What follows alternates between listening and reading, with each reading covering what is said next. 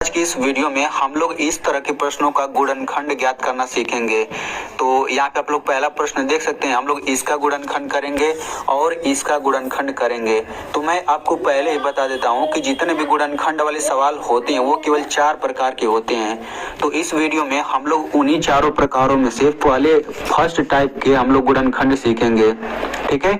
यानी कि आपको मैं चारों प्रकार के गुणनखंड सिखाऊंगा, लेकिन हर एक प्रकार के लिए अलग अलग वीडियो आएगा, तभी आप लोग अच्छे से सीख पाएंगे। तो उन्हीं में से ये पहला प्रकार का गुणनखंड है। आप लोग देख ही सकते हैं कि सब प्लस प्लस में है, ये भी प्लस प्लस में है, ठीक है। तो आप लोग इस वीडियो को पूरे अच्छे से समझिएगा, क्योंकि ये अभी पहला प्रकार का गुणनखंड है। तो अगर आप लोग इसे अच्छे से समझ लेते हैं तो फिर जो मैं आगे वाला गुणनखंड बताऊंगा आप लोग उसे भी अच्छे से समझ पाएंगे। और अगर आप कक्षा 8 में पढ़ते हैं या फिर कक्षा 8 से ऊपर वाली क्लास में पढ़ते हैं तो आपको गुणनखंड किसी भी कीमत पे आना ही चाहिए, ठीक है। तो आप लोग अगर अच्छे से समझना चाहते हैं गुणनखंड को तो आप लोग इस वीडियो को शुरू से लेकर अंत तक जरूर देखिए, तभी आपको अच्छे से समझ आ पाएगा। और मैं वीडियो के लास्ट में आपसे एक सवाल भी पूछूंगा। तो चलिए वीडियो शुरू करते हैं। तो देखिए पहला प्रश्न है 2x² + 7x + 6।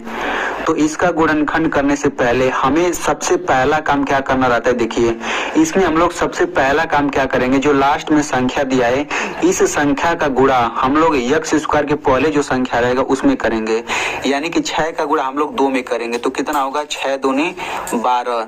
यानी कि जब भी आप इस तरह के सवालों का गुणनखंड करेंगे तो लास्ट वाली संख्या का गुणा आप लोग इस वाली संख्या में जरूर करेंगे। सबसे पहला काम यही होता है। तो 6 दूना 12 हो गया। अब ये जो 12 आया है आपको ऐसी दो संख्या खोजना है, ध्यान से सुनिएगा। आपको ऐसी दो संख्या खोजना है जिनका गुणा करें तो 12 आना चाहिए और उनको जोड़ने पर 7 आना चाहिए। यानी कि अगर लास्ट वाली संख्या के पहले प्लस है तो उन दोनों संख्याओं को जो आप खोजेंगे उनको जोड़ करके 7 आना चाहिए। यानी कि x के पहले जो रहता है वही आना चाहिए यहाँ पे जोड़ करके, क्योंकि प्लस है ना, प्लस का मतलब जोड़ना होता है। तो आप ऐसी दो संख्या खोजिए जिनका गुणा करें तो 12 आ जाए और उन्हीं दोनों संख्याओं को जोड़ने पर 7 आना चाहिए, ठीक है। तो सबसे पहले आपको दोनों संख्या खोजना होगा। तो चलिए खोजते हैं। तो देखिए 2 छक्का 12 होता है, ठीक है। 2 छक्का 12 होता है, यानी कि हमें दो संख्या मिल चुकी है जिनका गुणा करने पर 12 आएगा। अब हम इनको जोड़ करके देख लेते हैं कि क्या 7 आता है। तो देखिए 2 में 6 जोड़ेंगे तो ये 8 आता है, 7 नहीं आता। यानी कि जिस संख्या को हम लोग खोज रहे हैं वो संख्या 2 और 6 नहीं है। तो अब हम लोग दूसरी संख्या खोजेंगे। तो देखिए 12 को हम लोग ये भी तो लिख सकते हैं 4 गुणा 3। देखिए 4 में 3 का गुणा करेंगे तो 4 3 12 होता है। अब देखिए 4 में 3 जोड़ेंगे तो 7 भी होता है। यानी कि जिन दोनों संख्याओं को हम लोग खोजना चाहते थे वे दोनों संख्या 4 और 3 है। तो चूंकि इनको गुणा करने पर 12 आ गया तो हमने गुणा के रूप में लिख दिया। अब इनको जोड़ने पर 7 भी आता है, इनको हम लोग जोड़ करके भी दिखा देते हैं। तो 4 में 3 जोड़ेंगे तो कितना होगा, 7 होगा, ठीक है। तो हमें इस पहले समीकरण से मतलब नहीं है, हमें ये जो जोड़ वाला समीकरण है ना, हमें इसी से मतलब है। तो देखिए यहाँ पे x है तो हम लोग क्या करेंगे, इन सभी संख्याओं के बाद x लगा देंगे। तो ये हो जाएगा 4x + 3x = 7x। यानी कि ये जो समीकरण है ना प्लस वाला, इसी में बस हमने x लगा दिया। आप लोग ध्यान से समझिए, बहुत ही आसान है। तो देखिए अब हम लोग क्या करेंगे, चूंकि यहाँ पे आप लोग देख सकते हैं कि 7x जो है, अब x का चूंकि सभी में गुणा करेंगे ना तब भी ये दोनों बराबर ही रहेगा। यानी कि 4x में 3x जोड़ेंगे तो ये 7x आता है। अगर आपको इस तरह का जोड़ अच्छे से समझना है तो आप लोग इस वीडियो को देख सकते हैं। तो देखिए यहाँ पे आप लोग देख सकते हैं बीच में बराबर लगा है, यानी कि 4x + 3x ये जो पूरा है ये 7x के बराबर, यानी कि 4x + 3x ये पूरा बराबर है 7x के। तो जब दोनों बराबर चीज है तो हम लोग इस 7x को हटा करके हम ये पूरा रख सकते हैं, क्योंकि दोनों बराबर चीज है। तो बिल्कुल वही काम करेंगे हम लोग। ये हो जाएगा 2x² प्लस है तो प्लस लिख लीजिए। अब इस 7x को हटा करके हम ये पूरा रखेंगे। क्यों रखना है, क्योंकि 7x के ये बराबर है, तो हम लोग ऐसा कर सकते हैं। तो 4x + 3x हो गया, फिर प्लस 6। तो देखिए जैसे हम लोग बीच वाले को हटा करके ये रखा तो यहाँ पे ये 4 पद आ गया। अब हम लोग इन चारों पदों को विस्तार से लिखेंगे। अब ये विस्तार से कैसे लिखना है देखिए ध्यान से। तो इसे विस्तार से लिखने से पहले हम लोग यहाँ पे कुछ बेसिक समझ लेते हैं। तो देखिए एक रूल होता है कि जब भी कोई संख्या आए और उस संख्या के तुरंत बाद अंग्रेजी का कोई लेटर आ जाता है, यानी कि ABCD ऐसे पूरा Z तक पूरे 26 होते हैं ना, तो जब भी कोई संख्या आए और उसके बाद अंग्रेजी का लेटर आए तो उनके बीच में हमेशा गुणा होता है। एग्जाम्पल के लिए जैसे यहाँ पे 3 यक्स है, तो देखिए 3 संख्या हो गया, यक्स अंग्रेजी का लेटर हो गया, तो ये एक साथ है कि नहीं, इनके बीच में कोई चिन्ह नहीं, मतलब गुणा का चिन्ह होगा। तो 3 यक्स का मतलब 3 गुणा यक्स। वैसे ही मान के चलिए 3 यक्स स्क्वायर है, तो इसका मतलब क्या हो जाएगा 3 गुणा एक्स स्क्वायर, क्योंकि ये संख्या हुआ, ये अंग्रेजी का लेटर हुआ। अब यहाँ पे एक रूल और समझ लीजिए कि यक्स स्क्वायर का मतलब क्या होता है, यक्स पर ये 2 घात है ना, तो इसका मतलब होगा यक्स का 2 बार गुणा। यक्स पर 3 घात का मतलब होता है यक्स का हम लोग 3 बार गुणा करेंगे। ठीक है, तो आप लोग इसका मतलब समझते रहिए। तो बिल्कुल इसी तरीके से इसको हम लोग गुणा के रूप में लिख लेते हैं। तो 2x स्क्वायर का मतलब क्या होगा, 2 गुणा एक्स स्क्वायर होगा, तो एक्स स्क्वायर को हम लोग x गुणा x लिख सकते हैं। तो इसका हम लोग लिख दिया। अब यहाँ पे प्लस है तो प्लस लिखिए। अब देखिए 4x को हम क्या लिख सकते हैं, तो देखिए 4x को हम 4 गुणा x लिख सकते हैं, लेकिन हम 4 को 2 गुणा 2 भी तो लिख सकते हैं। 4 को हम लोग 2 गुणा 2 भी तो लिख सकते हैं, यानी कि जो शुरू में संख्या रहता है ना, उस संख्या को हम लोग इस तरीके से कर लेते हैं। यहाँ पे आप लोग देख लीजिए, जैसे यहाँ पे 4 है तो हम 4 को ऐसे कर लेंगे, 2 दूना 4, 2 एकम 2, यानी कि अब हम लोग 4 को 2 गुणा 2 करके लिखेंगे। ठीक है, फिर प्लस। अब देखिए यहाँ पे 3x है, तो ये हो जाएगा 3 गुणा x। अगर हम लोग 3 को इस तरह से करेंगे तो 3 एक ही बार में कटेगा, तो केवल 3 नहीं आएगा।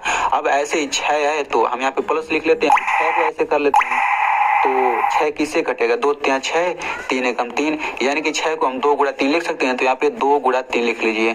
अब देखिए हमने सभी को विस्तार रूप में लिख लिया। ये आपका पहला पद हो जाएगा, ये दूसरा पद, ये तीसरा पद, ये चौथा पद। अब आपको 2-2 पदों का जोड़ा बनाना है, यानी कि ये दोनों पद ले लीजिए और ये दोनों पद। ठीक है, इसके बाद अब आपको दोनों पदों में से कॉमन लेना रहता है। तो देखिए मैं आपको बताना चाहता हूँ कॉमन का मतलब क्या होता है। सबसे पहले आपको इन दोनों पदों में कॉमन लेना है। तो कॉमन का मतलब होता है जो दोनों में हो। तो देखिए इसमें 2 है, इसमें भी 2 है, इसमें x है, इसमें भी x है। ठीक है, यानी कि इन दोनों में क्या क्या है, इन दोनों में 2 और x है, तो 2x कॉमन हो जाएगा। कॉमन क्या होता है, कोष्टक के बाहर कॉमन होता है। तो देखिए 2x तो बाहर हो गया, अब कोष्टक के अंदर ये x बचेगा, प्लस है तो प्लस लिखिए, ये 2 बच जाएगा। तो बस कॉमन आसानी से हो गया। अब इन दोनों में से कॉमन लेते हैं, तो देखिए इसमें 3 है, इसमें भी 3 है, बस केवल 3 ही दोनों में है। तो यहाँ पे प्लस है तो हम यहाँ पे प्लस लिख लेते हैं, 3 कॉमन है तो 3 लिखिए, फिर कोष्टक लगा दीजिए। अब ये x बच जाएगा, प्लस लिखिए, 2 बच जाएगा। तो बस यहाँ पे आसानी से कॉमन हो गया। तो देखिए जब भी आप कॉमन लेंगे ना, तो यहाँ पे कोष्टक में जो आएगा सेम यहाँ पर भी आएगा। अगर आपको सेम नहीं आ रहा है ना, दोनों सेम चीज, तो गलत है आपका। अब दोनों सेम चीज को यहाँ पे सबसे पहले लिख लीजिए, यानी कि इन दोनों को हमने यहाँ पे लिख लिया। अब दूसरे कोष्टक में इतना लिखिए प्लस इतना, तो 2x प्लस 3, बस इसका गुणनखंड यही हो गया। तो इस तरीके से हमने पहला गुणनखंड कर लिया। अब इसी तरीके से हम लोग दूसरा गुणनखंड भी कर लेते हैं। तो दूसरा सवाल है x square plus 5x plus 6, तो इसका गुणनखंड बिल्कुल उसी तरीके से करेंगे। तो देखिए सबसे पहला काम हमें लास्ट वाली संख्या का x स्क्वायर के पहले जो संख्या रहता है उसमें गुणा करते हैं। तो यहाँ पे तो कोई संख्या है ही नहीं, तो जब कोई संख्या नहीं रहता तो हम लोग 1 मान लेते हैं, यानी कि 6 का गुणा 1 में करेंगे कितना आ जाएगा, 6 आ जाएगा।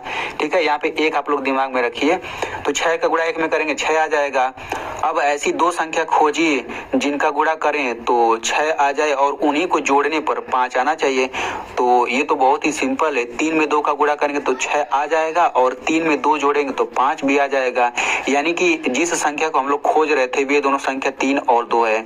अब बिल्कुल उसी तरीके से हमें इस समीकरण से मतलब है ना प्लस वाले से, तो इन सभी के बाद x लगा लेते हैं। तो 3x प्लस 2x बराबर 5x हो गया। ठीक है, तो अब हम लोग क्या करेंगे, चूंकि 5x पूरा इसके बराबर है तो हम लोग इस 5x को हटा करके ये पूरा रख लेते हैं।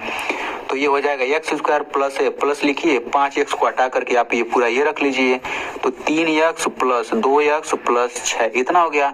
तो अब देखिए 4 पद हो गया, तो 4 पद हो गया तो कोई बात नहीं। अब हम लोग इसको विस्तार रूप में लिख लेते हैं। तो x स्क्वायर को क्या हमने बताया, x गुणा x, प्लस है तो प्लस लिखिए। अब 3x को लिख सकते हैं 3 गुणा x, क्योंकि देखिए अगर x के पहले जो संख्या आ रहा है अगर वो बड़ी संख्या आ रही है ना, तो हम लोग बिल्कुल इसी तरीके से हम लोग कर लेंगे। ठीक है, छोटा संख्या है तो हम लोग वैसे ही कर सकते हैं, ये प्लस। अब 2x को लिख सकते हैं 2 गुणा x, यहाँ प्लस है प्लस लिखिए। अब 6 को हम लोग ऐसे करेंगे तो 2 गुणा 3 आएगा, तो 6 को लिखिए 2 गुणा 3। अब देखिए शुरू के दो पद ले लीजिए और बाद के दो पद, इन दोनों में से कॉमन ले लीजिए तो इसमें x है, इसमें भी x है, यानी कि इन दोनों में से x कॉमन हो गया। तो x कॉमन हो जाएगा तो क्या बचेगा, x बच जाएगा, प्लस है प्लस लिखिए 3 बच जाएगा। अब यहाँ पे प्लस है तो प्लस लिखिए, इन दोनों में से कॉमन क्या है, इसमें 2 है, इसमें भी 2 है, यानी कि 2 कॉमन हो गया तो बचेगा क्या, ये x बच जाएगा, ये 3 बच जाएगा। ठीक है, अब आप देख सकते हैं कि कॉमन लेने के बाद दोनों में कोष्टक में सेम चीज आ रहा है। तो यहाँ पे एक कोष्टक में x प्लस 3 हो जाएगा, दूसरे कोष्टक में x प्लस 2 हो जाएगा, x प्लस 2। तो इस तरीके से इसका भी गुणनखंड हो गया। तो आई होप आपको बहुत ही अच्छे से समझ आया होगा। अब मैं आपको गुणनखंड का सवाल देता हूं, तो आप लोग इसका गुणनखंड करके कमेंट में जरूर लिखिएगा। x² + 7x + 10। देखते हैं कितने लोग